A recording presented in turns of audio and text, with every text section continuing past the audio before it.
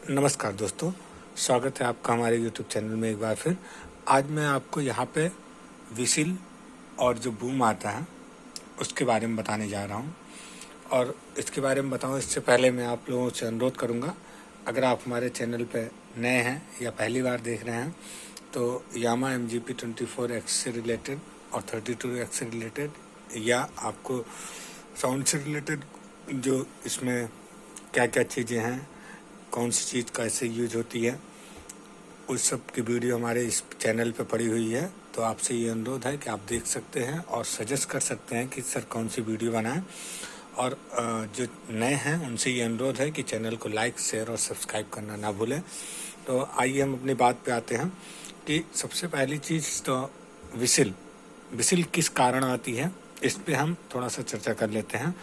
कि जो विस्लिंग होती है यानी कि या फिर ची आती है, जो वो हमिंग होती है, लेकिन जो एक चुभन यानी हाई फ्रिक्वेंसी जो होती है वो विसिल मारती है। तो दोस्तों अभी मैं आपको यहाँ बताने जा रहा हूँ कि विसिल किस कारण से आ सकती है। पहली चीज़ तो अगर आपका माइक लो क्वालिटी का है, ध्यान देना दोस्तों, अगर आपका माइक लो क्वालिटी का है तो वो विसिल मारेगा। ये नहीं कह रहा हूँ मैं कि हाँ आप लोग लो यूज कर रहे हो या हाई यूज कर रहे हो। और दूसरी चीज़ मुझे अच्छे से पता है कि कोशिश सभी करते हैं कि बढ़िया से बढ़िया माइक यूज करते हैं। तो मैं अपनी बात पे आता हूँ कि कारण क्या हो सकता है विसिल मारने का। तो मैं यहाँ पे बिल्कुल नॉर्मल कारण बता रहा हूँ जो कि गौर कम करते हैं।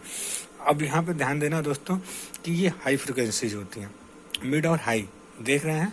और किसी भी मिक्सर में ऑपरेट करते समय ऑपरेटर या इंजीनियर्स वो तीन तरह से किसी भी माइक का गेन बढ़ा सकता है।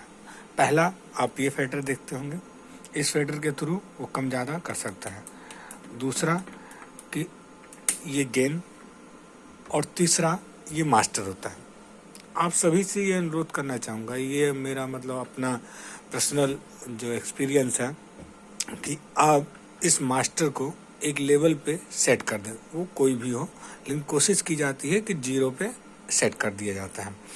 तो अब क्या है, इससे आप जहाँ मास्टर को बार बार छेड़ने से ये समस्या होती है कि आप हर माइक के लिए अगर मास्टर छेड़ना शुरू कर देंगे तो बैलेंसिंग नहीं हो पाएगी। तो दोस्तों हम अब अपने पॉइंट पे आते हैं कि जैसे जब हम किसी माइक का लेवल 3 तरह से बढ़ा सकते हैं, ये फेडर, ये गेन और ये मेन मास्टर।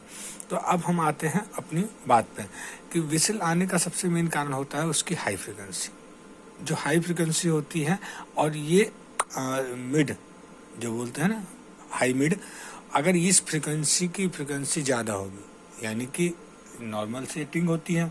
और दूसरी चीज़ मैं आपको यहाँ पे दिखा दूँ, जैसे आप ये स्क्रीन पे देख सकते हैं कि यहाँ से आप बिल्कुल फ्लैट अभी मैंने कर रखा है केवल बताने के लिए, सेटिंग अलग अलग होती है। हमने मान लो ये आपकी यहाँ से हमने बढ़ा दी, ठीक है, और उसके बाद ये हाइस भी बढ़ा दी या बढ़ी हुई हो, ध्यान नहीं देते हैं। तो और ये नॉर्मल चीज़ें बता रहा हूँ।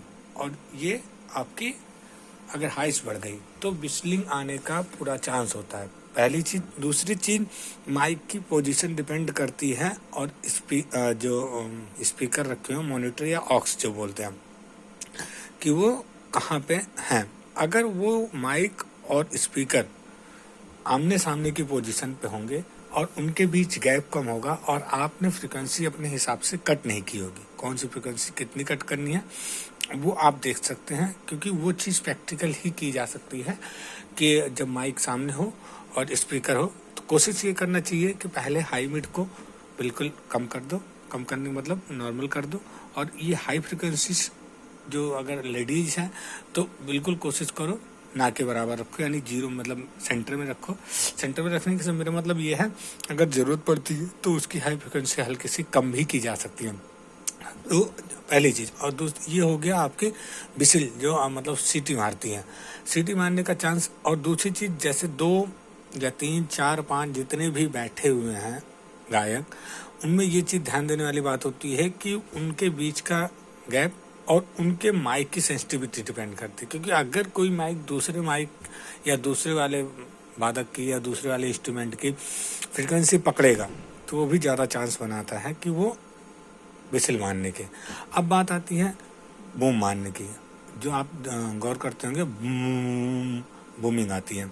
वो बूमिंग का कारण ये होता है कि अगर हमने गेन यहाँ से अपने फेडर से गेन बढ़ा दिया, कि हमने लेवल बढ़ा दिया। अब लेवल बढ़ाने के बाद जब हम गेन बढ़ाते हैं, गेन बढ़ाते समय हमें ध्यान रखना होता है गेन को ज़्यादा कोशिश की जाए तो कम से कम बढ़ाया जाता है, और आवश्यकता अनुसार अगर बढ़ा रहे हैं तो बिल्कुल कान से ये ध्यान रखते हुए कि हाँ अगर वो बूम आने वाला है या आ रहा है तो उस लेवल से कम कर दो। देखना, जैसे मैं नोक घुमा के बता रहा हूँ, जैसे हमने इस पे आया, आपको बूमिंग पता चल गई, या आपने हेडफोन लगा रखा है या आपको बाहर से आ गई।